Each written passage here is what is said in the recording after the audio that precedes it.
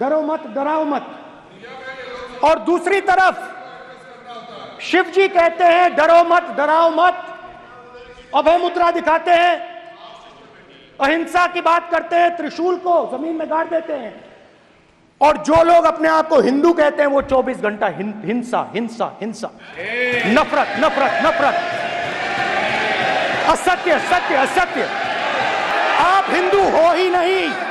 हिंदू धर्म में साफ लिखा है सत्य के साथ खड़ा होना चाहिए, सत्य से पीछे नहीं हटना चाहिए, सत्य से नहीं डरना चाहिए। अहिंसा हमारा प्रतीक है।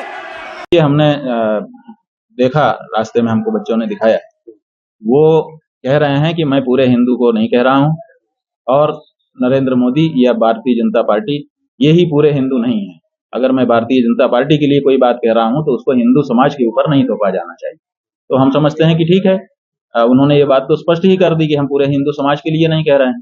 और दूसरे, उन्होंने शिव जी का चित्र दिखा करके ये बताया कि वो क्षमाशील हैं और कठिनाइयों में भी दृढ़ रहने की प्रेरणा उनसे हमको मिलती है। और वो शिव जी हमारे देवता हैं, तो वो प्रेरणा हमें भी मिली हुई है। जो हिंसक है सर्प, वो भी हमारे गले में लिपटा रहता है, हम उसको भी नहीं छेड़ते, उसको भी नहीं मारते, तो दूसरे को क्या मारेंगे।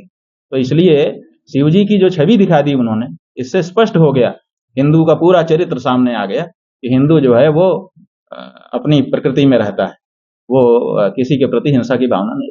लेकिन गुरु जी, हिंदू हिंसा की इस तरह के जो बयान आ रहे हैं वो पूरा वो ट्रेंड चल गया है विरोध करने का। नहीं, ट्रेंड तो चलता है, तो राजनीतिक माहौल है ना, तो राजनीतिक दल से जो लोग संबद्ध होते हैं या प्रतिपक्ष के होते हैं वो आपस में एक दूसरे को चलाते हैं। तो जिसकी टीम बड़ी होती है उसका ज्यादा चलने लगता है, जिसकी टीम छोटी होती है उसका कम चलता है। इससे कोई लेना देना नहीं। हमारा कहना यह है कि ये राहुल गांधी हो चाहे नरेंद्र मोदी हो, माने दोनों की पार्टियां हों, दोनों जिसका नेतृत्व कर रहे हैं, असल में इसमें से कौन हिंदू हितैषी है ये निकालने की जरूरत है। और हम समझते हैं कि इनमें से अगर कोई हिंदू हितैषी होता तो गौ रक्षा की बात सबसे पहले करता।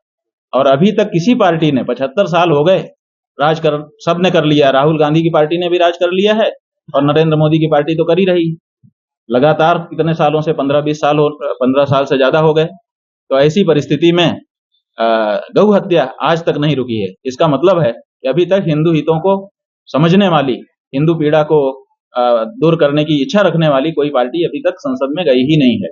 अब हम लोग सोच रहे हैं कि अब इस बारे में हम लोगों को कमर कसना होगा।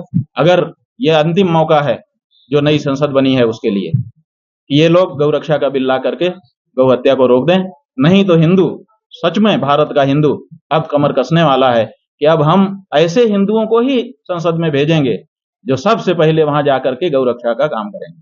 तो ये इनके पास मौका है, चाहे तो ये गौ रक्षा का बिल ला करके उसको पास करें ताकि हम इनको हिंदू हितैषी समझें, और नहीं तो हम जान चुके हैं कि इनमें से अभी तक किसी ने परीक्षा पास नहीं की है, ये कोई हिंदू हितैषी नहीं हुए।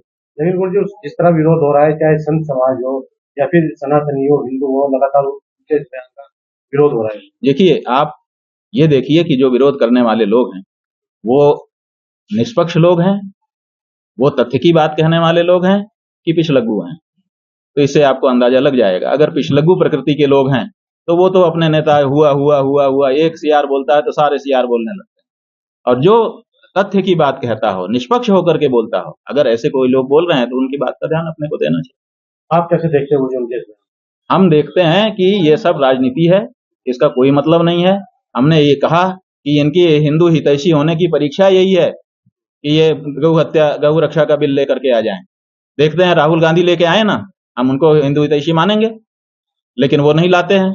और नरेंद्र मोदी तो 10 साल से बैठे हैं, ला ही नहीं पाए आज तक, तो हम किसको माने हिंदू हितैषी, बताओ।